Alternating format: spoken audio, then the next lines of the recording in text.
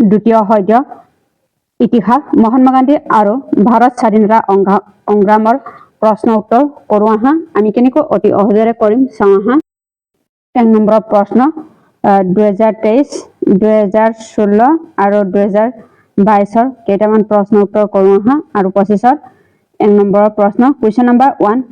1931 চনত দ্বিতীয় ঘূৰণীয়া মেচ মেলাত অংশগ্ৰহণ কৰা কংগ্ৰেছৰ প্ৰতিনিধিজনৰ নাম লিখা এইটো কোন হ'ব 1 2 মহাত্মা গান্ধী হয় কুৱেশ্যন নম্বৰ 2 বন্ধনীৰ ভিতৰত দিয়া বিকল্পবোৰৰ পৰা শুদ্ধ উত্তৰটো বাছি উলিওৱা পূৰ্ণ স্বৰাজ দাবী উত্থাপন হৈছিল কংগ্ৰেছৰ ড্ৰেছ অধিৱেশনত কুৱেশ্যন নম্বৰ 2 উত্তৰটো কি হ'ব লাহোৰ অধিৱেশনত আছিল 1929 চনত তাৰপিছত কুৱেশ্যন নম্বৰ 3 সত্যগ্ৰাফৰ শব্দটো কোনে সৰ্বপ্ৰথম ব্যৱহাৰ কৰিছিল ইয়াৰ প্ৰকৃত অৰ্থ কি এইটো হ'ব কুৱেশ্যন নম্বৰ 3 উত্তৰটো মহাত্মা গান্ধীয়ে সৰ্বপ্ৰথম সত্যগ্ৰাফৰ শব্দটো ব্যৱহাৰ কৰিছিল ইয়াৰে প্ৰকৃত অৰ্থ হ'ল সত্যৰ প্ৰতি আগ্ৰহ বা সত্যৰ শক্তিৰ ওপৰত ভিত্তি কৰি কৰা এক অহিংসা প্ৰতিবাদ হ'ব কুৱেশ্যন নম্বৰ 4 ব্ৰিটিছৰ শাসনকালত অসমৰ জিলা প্ৰশাসনৰ সংস্কাৰৰ সাধনৰ বাবে ৰবাৰ্টছন আৰু ফ্ৰান্সিছ জেনকিনছে কেনে ব্যৱস্থা লৈছিল চমুকৈ লিখা কুৱেশ্যন নম্বৰ 4 উত্তৰটো ৰবাৰ্টছন আৰু ফ্ৰান্সিছ জেনকিনছে অসমৰ পুৰণি পাইক প্ৰথা বিলোৱা কৰিছিল তেওঁলোকে প্ৰশাসনৰ সুবিধাৰ বাবে অসমক কেইবাখনো জিলাত বিভক্ত কৰিছিল আৰু ভূমি ৰাজহুৱা সংগ্ৰহৰ বাবে মুদ্ৰাভিত্তিক খাজনা ব্যৱস্থা পৰিৱৰ্তন কৰিছিল 2 নম্বৰৰ প্ৰশ্ন এইটো 2 নম্বৰকে এইকেইটা আহিছিলে কুৱেশ্যন নম্বৰ 1 ইয়াণ্ডাবুমি সন্ধি কেতিয়া স্বাক্ষৰিত হৈছিল ইয়াৰ ফলাফল কি আছিল কুৱেশ্যন নম্বৰ 1 ৰ উত্তৰটো ইয়াণ্ডাবুমি সন্ধি 1726 চনত 24 ফেব্ৰুৱাৰীত স্বাক্ষৰিত হৈছিল ফলাফলটো ইয়াৰ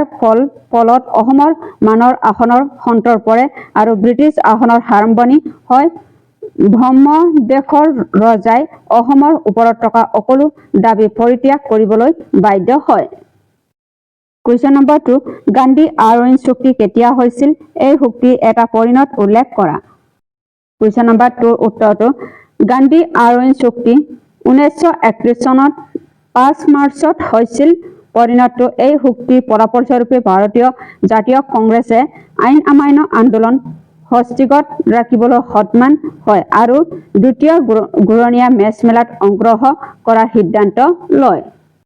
কুৱেশ্যন নম্বৰ 3 গান্ধীজীয়ে কেতিয়া সবৰমতী আশ্ৰমৰ পৰা সাগৰলৈ পাৰলৈ দণ্ডলৈ লোন আইন ভংগ কৰিবলৈ যাত্ৰা কৰিছিল সবৰমতী আশ্ৰম আৰু সাগৰৰ পাৰৰ দূৰত্ব কিমান 2 নম্বৰৰ প্ৰশ্ন গান্ধীজীয়ে 1930 চনত 12 মাৰ্চৰ দাণ্ডি যাত্ৰা আৰম্ভ কৰিছিল দূৰত্বটো সবৰমতী আশ্ৰমৰ পৰা দাণ্ডিলৈকে দূৰত্ব আছিল প্ৰায় 281 মাইল 388 কিলোমিটাৰ হ'ব কুৱেশ্যন নম্বৰ 4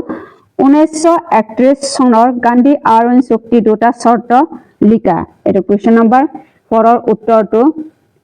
1931 চনত গান্ধী আৰউইন চুক্তি দুটা চৰ্ত হ'ল চৰ্ত 1 চৰকাৰে সকলো ৰাজনৈতিক বন্দীক মুক্তি দিব লাগে চৰ্তটো সাগৰৰ পাৰ মানুহক নিজা ব্যৱহাৰৰ বাবে লোন তৈয়াৰ কৰিবলৈ অনুমতি দিব লাগিব 5 কেতিয়া আৰু ভাৰতীয় জাতীয় কংগ্ৰেছৰ কোনখন অধিৱেশনত ভাৰতীয়সকলৰ মূল দাবী হিচাপে পূৰ্ণস্বৰূপী দাবী উত্থাপন কৰিছিল কুৱেশ্যন নম্বৰ 5 ৰ উত্তৰটো 1929 চনত জাতীয় কংগ্ৰেছৰ লোহাৰ অধিৱেশনত পূৰ্ণ স্বৰাজ দাবী উত্থাপন কৰা হৈছিল কুৱেশ্যন নম্বৰ 5 খিলাফ আন্দোলনৰ সৈতে জড়িত দুজন নেতাৰ নাম লিখা কুৱেশ্যন নম্বৰ 6 ৰ উত্তৰটো মুলান মহম্মদ আলী আৰু শওকত আলী এওঁলোকৰ আলী ভাতৃত্বদায়ী বুলিও জনা যায় এইটো হ'ব 3 নম্বৰকে অহা প্ৰশ্ন উত্তৰটো কুৱেশ্যন নম্বৰ 1 ভাৰতৰ কেতিয়া মুছলিম লীগৰ গঠন কৰা হৈছিল ইয়াৰে দুটা উল্লেখ কৰা আমি ইয়াৰ দুটা উল্লেখ কৰিব লাগিব কুৱেশ্যন নম্বৰ 1 to 1906 চনত 30 ডিচেম্বৰত ঢাকাৰ নবাব চেলুমুলালহৰ নেতৃত্বত সৰ্বভাৰতীয় মুছলিম লীগ গঠিত হৈছিল। দুটা উদ্দেশ্য হ'ল 1. ব্ৰিটিছ চৰকাৰ প্ৰতি ভাৰতীয় মুছলমানসকলৰ অনুগত বৃদ্ধি কৰা, 2. ভাৰতীয় মুছলমানসকলৰ ৰাজনৈতিককৈ অধিকাৰ আৰু স্বাৰ্থ সুৰক্ষিত কৰা হয়। এইটোৱে হ'ব মহাত্মা গান্ধী আৰু ভাৰত স্বাধীনতা সংগ্ৰামৰ প্ৰশ্ন উত্তৰটো।